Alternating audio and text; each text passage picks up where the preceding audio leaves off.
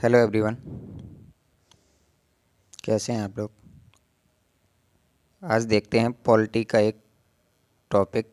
छोटा सा टॉपिक है लेकिन परीक्षा की दृष्टि से काफ़ी महत्वपूर्ण टॉपिक है। यहाँ से प्रश्न पेपर में बन जाते हैं। संविधान की अनुसूचियाँ।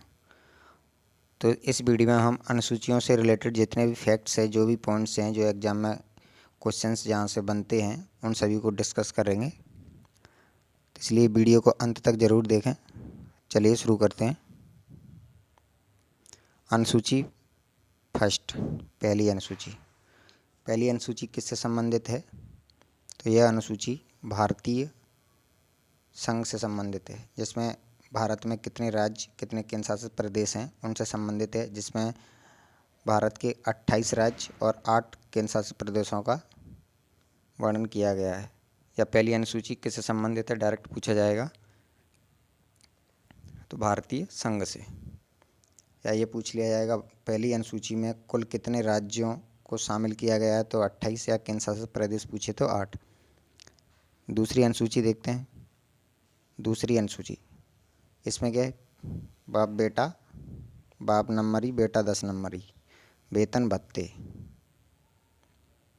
इसमें जो भी संवैधानिक पदों पर आसीन पदाधिकारी हैं, उनके वेतन भत्तों के बारे में जानकारियाँ दी गई हैं दूसरी अनुसूची में। याद रखिएगा, डायरेक्ट पूछा है दूसरी अनुसूची किससे संबंधित है, तो वेतन भत्तों से।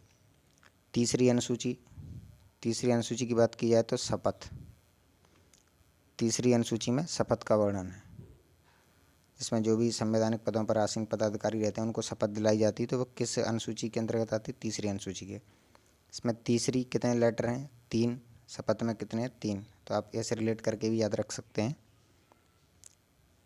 अगली देखें, चौथी अनुसूची, अनुसूची 4। अनुसूची 4 में क्या है? राज्यसभा में सीटों का आवंटन। जैसे कि वर्तमान में कुल राज्यसभा सीटें कितनी हैं? तो वर्तमान में कुल राज्यसभा सीटें 50, लेकिन वर्तमान राज्यसभा सदस्य संख्या कितनी है? 245। जैसे कि मध्य प्रदेश में राज्यसभा सीटों की कुल संख्या है 11। पांचवी अनुसूची की बात की जाए तो यह अनुसूचित क्षेत्रों के प्रशासन से संबंधित है। जो ST SC का जो प्रशासन रहता है, वो 5वीं अनुसूची के अंतर्गत कार्यान्वयन करता है। अगली देखते हैं छठवीं अनुसूची के बारे में।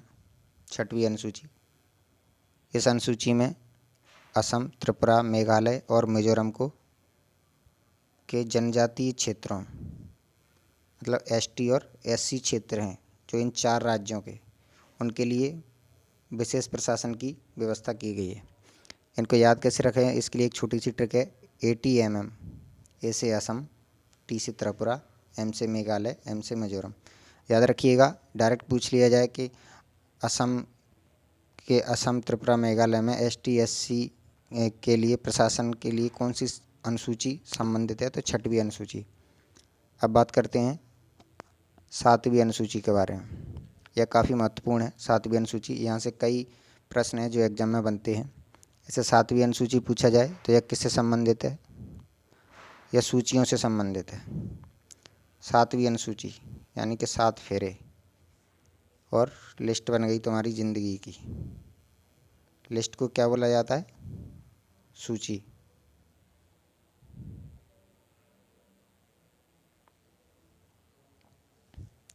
इसमें 3 सूचियों का वर्णन किया गया है: संघ सूची, राज्य सूची और समवर्ती सूची।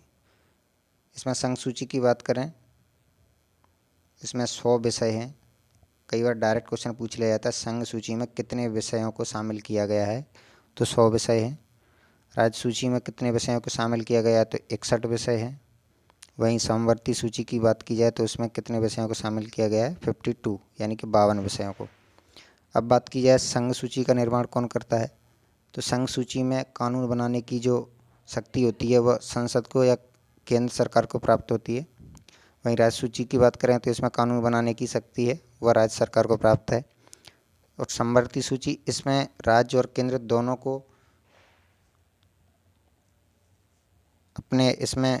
को अधिकार है कि कोई भी विषय है उसके लिए कानून कौन बना सकता है, तो राज्य सरकार भी बना सकती है, केंद्र सरकार भी बना सकती है। अब बात करते हैं इनके विषयों के बारे में। जैसे कि संघ सूची, रेलवे है, यह एक संघ सूची का विषय है। रक्षा है, सेना है, जनगणना है, डाक है। याद रखिएगा, डायरेक्ट प्रश्न भी पूछा जाता है कि जनगणना किस सूची का विषय है। तो जनगणना जो है वह संघ सूची का विषय है। इसी में एक पॉइंट और आता है, जनसंख्या नियंत्रण। जनसंख्या नियंत्रण यह समवर्ती सूची में आता है, सॉरी इसमें राज्य सूची में लिखा गया है ये। इसमें केंद्र भी कानून बना सकती है और राज्य भी कानून बना सकती है। भारतीय डाक जो कि संघ सूची का विषय है। अब बात करें राज्य सूची की, तो इसमें स्थानीय पुलिस रहती है आपकी, स्टेट पुलिस जिसे बोलते हैं। स्थानीय स्वशासन जैसे नगरीय निकाय, ग्राम पंचायतों के बारे में, या बिजली कंपनी है जो भी है, वह राज्य अपने स्तर से कानून बना सकते हैं। अब बात करते हैं समवर्ती सूची में। समवर्ती सूची के विषयों की बात की जाए तो जैसे कि शिक्षा है, स्वास्थ्य है, सफाई। शिक्षा है तो शिक्षा में केंद्र सरकार भी कानून बनाती है, राज्य सरकार भी कानून बनाती है। जैसे कि CBSE बोर्ड हुआ जो कि सेंट्रल चलाती है, इसमें स्टेट बोर्ड हुए जो कि अलग अलग राज्य सरकारें चलाती हैं। स्वास्थ्य में ये सुविधाएं अपनी राज्य अपने स्तर से अपनी सुविधाएं दे सकता है, अपनी योजना चला सकता है। केंद्र भी इसमें अपनी योजना चला सकता है। तो ये सारी चीज़ें जो कि समवर्ती सूची से संबंधित हैं। इसमें 52 विषयों को जोड़ा गया है। अगली देखते हैं 8वीं अनुसूची। 8वीं अनुसूची, 8वीं की बात की जाए तो इसमें भाषाओं का वर्णन है, जो कि वर्तमान में संविधान में 22 भाषाएं हैं। मूल संविधान में भाषाएं थीं 14, फिर इसके बाद एक एक करके भाषाएं जुड़ती गईं और संविधान संशोधन के थ्रू, और टोटल कुल भाषाओं की वर्तमान में अगर भाषा पूछी जाए तो भाषाओं की संख्या है 22। भाषाओं को किस अनुसूची में रखा गया है, तो 8वीं अनुसूची। इसमें 9वीं भाषा को जोड़ा गया था 21वें संविधान संशोधन 1967 द्वारा। ये क्वेश्चन डायरेक्ट पूछ लिया जाता है कि सिंधी भाषा को संवैधानिक 8वीं अनुसूची में कब जोड़ा गया था, तो 21वें संविधान संशोधन 1967 के द्वारा जोड़ा गया था। इसके बाद फिर नेपाली, मणिपुरी और कोंकणी, इनको 71वें संविधान संशोधन 1992 के द्वारा जोड़ा गया था। ये भी पॉइंट याद रखना है। नेपाली, ये तीनों पूछता है, नेपाली, मणिपुरी, कोंकणी को कब 8वीं अनुसूची में जोड़ा गया था, तो 71वें संविधान संशोधन 1992 के द्वारा। इसको याद रखने के लिए एक ट्रिक भी है, नमक। न से नेपाली, म से मणिपुरी, क से कोंकणी। तो याद रखिएगा, 3 भाषाएं जो 71वें संविधान संशोधन द्वारा संविधान में जोड़ी गई थी, कौन कौन सी थी? न, म, क, नेपाली, मणिपुरी, कोंकणी। इसके बाद था बोडो, डोंगरी, मैथिली, संथाली। इन्हें 92वें संविधान संशोधन 2003 के द्वारा संविधान में जोड़ा गया, और इस तरह से कुल भाषाओं की संख्या संविधान में टोटल 22 हो गई थी। इनको याद रखने के लिए BDMS, एक डॉक्टरेट की डिग्री होती है BDMS, तो इससे याद रख सकते हैं। B से बोडो, D से डोंगरी, M से मैथिली, S से संथाली। इस प्रकार से आप याद रख सकते हैं। काफ़ी महत्वपूर्ण है, सभी पॉइंट्स याद रखने हैं 8वीं अनुसूची से। इसके बाद देखते हैं 9वीं अनुसूची। 9वीं अनुसूची यह भूमि सुधार से संबंधित है। डायरेक्ट पूछा जाता है 9वीं अनुसूची किससे संबंधित है? भूमि सुधार से। इसमें भूमि अधिग्रहण से संबंधित प्रावधान दिए गए थे। इसे कब जोड़ा गया था, तो ये काफ़ी इम्पोर्टेंट है। ये पॉइंट कई बार बनता है कि संविधान में पहला संशोधन भी कब हुआ था, तो 1951 के द्वारा। 9वीं अनुसूची को कब जोड़ा गया, तो पहले संविधान संशोधन 1951 के द्वारा जोड़ा गया। इसके बाद आती है 10वीं अनुसूची। 10वीं अनुसूची की बात की जाए तो दल बदल, यह किससे संबंधित है? दल बदल से। 10 से दल, 10 से 10वीं, इस तरह से आप याद रख सकते हैं। 10 से दल, 10 से 10वीं। इसमें क्या होता था कि किसी राजनीतिक दल के सदस्य के द्वारा दूसरे दल में शामिल हो जाने पर उसकी सदस्यता समाप्त कर जाने का प्रावधान है। जैसे कि अभी MP में कांग्रेस से कई विधायक BJP में शामिल हुए थे, तो उनकी सदस्यता रद्द कर दी गई थी और उन जगहों पर फिर से उपचुनाव कराए गए थे। पहले क्या होता था कि कोई भी पार्टी का सदस्य अगर किसी दूसरी पार्टी में जाता है तो उसकी सदस्यता रद्द नहीं होती थी। जैसे कि कोई सदस्य कांग्रेस से चुनाव जीत गया, BJP में शामिल हो गया, तो वर्तमान BJP का विधायक कहलाता था, वहाँ पर उपचुनाव नहीं हुआ करते थे। लेकिन इसे 92वें संविधान संशोधन 1985 के द्वारा जोड़ा गया 10वीं अनुसूची को, रेस के द्वारा अगर कोई भी राजनीतिक दल का सदस्य अगर अपना दल बदलता है तो उसकी सदस्यता समाप्त कर दी जाएगी और उस जगह पर फिर से उपचुनाव कराए जाएंगे। अगली है 11वीं अनुसूची। यह काफ़ी महत्वपूर्ण है। 11वीं अनुसूची यह किससे संबंधित है? तो यह पंचायती राज जो कि स्थानीय स्वशासन का अंग है। अगर पंचायती राज के गठन की बात करें तो इसके गठन की जो प्रावधान है वो अनुच्छेद 40 में पंचायतों के गठन की बात कही गई है। आर्टिकल 14। पंचायतों को 29 कार्य दिए गए।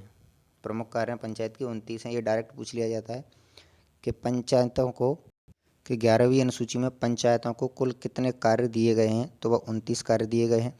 इससे कब जोड़ा गया था? ये काफ़ी महत्वपूर्ण पॉइंट है। 11वीं अनुसूची को कब जोड़ा गया था? तो 73वें संविधान संशोधन 1992 के द्वारा 11वीं अनुसूची को जोड़ा गया था और इसी संविधान संशोधन के द्वारा भाग 9 को भी जोड़ा गया। अगर कई बार ये पूछ लिया जाए कि पंचायती राज किस अनुसूची के अंतर्गत है, तो 11वीं। अगर भाग पूछ ले तो भाग 9। पंचायती राज किस भाग में है? तो भाग 9 में। उस समय भारत के प्रधानमंत्री हुआ करते थे PV नरसिम्हा राव। और 11वीं अनुसूची को यानी कि पंचायती राज को राज्य के अंतर्गत संवैधानिक रूप से जो पंचायत चुनाव हुए थे वह पहली बार मध्य प्रदेश राज्य द्वारा संपन्न कराए गए थे। याद रखिएगा ये पॉइंट भी। नेक्स्ट और लास्ट है हमारी 12वीं अनुसूची। 12वीं अनुसूची यह किससे संबंधित है? तो यह नगरीय निकाय से संबंधित है, जिसमें नगर निगम, नगर पालिका, नगर पंचायतें आती हैं। अगर इसके कार्यों की बात की जाए तो इसमें 18 कार्य हैं। ये काफ़ी इम्पोर्टेंट है। पंचायत में 29 कार्य हैं और नगरीय निकाय में 18 कार्य नगर पालिका में। इसे कब जोड़ा गया था? तो 74वें संविधान संशोधन 1992 के द्वारा भी इसे भी जोड़ा गया था। और इसी के साथ भाग 9A ये भी 12वीं अनुसूची के अंतर्गत जोड़ा गया था। अगर यही पूछे जाए कि नगरीय निकाय किस अनुसूची का अंग है, तो 12वीं अनुसूची। अगर किस भाग का अंग है, तो भाग 9A। यह प्रधानमंत्री PV नरसिम्हा राव के समय ही संविधान संशोधन हुए थे, 73वें और 74वें। चलिए दोस्तों, ये था आपका एक छोटा सा टॉपिक संविधान की अनुसूचियों के बारे में। यहाँ से जितने भी प्रश्न एग्जाम में बनते हैं वो काफ़ी इम्पोर्टेंट हैं और काफ़ी महत्वपूर्ण भी टॉपिक है ये, और छोटा सा है, ज़्यादा बड़ा नहीं है, इसलिए सभी पॉइंट्स को अच्छे से याद रखें। मिलेंगे नेक्स्ट वीडियो में, तब तक के लिए जय हिंद, थैंक यू। अगर वीडियो अच्छा लगा हो दोस्तों तो चैनल को प्लीज़ सब्सक्राइब करें, दोस्तों के साथ शेयर करें, वीडियो को लाइक करें। धन्यवाद।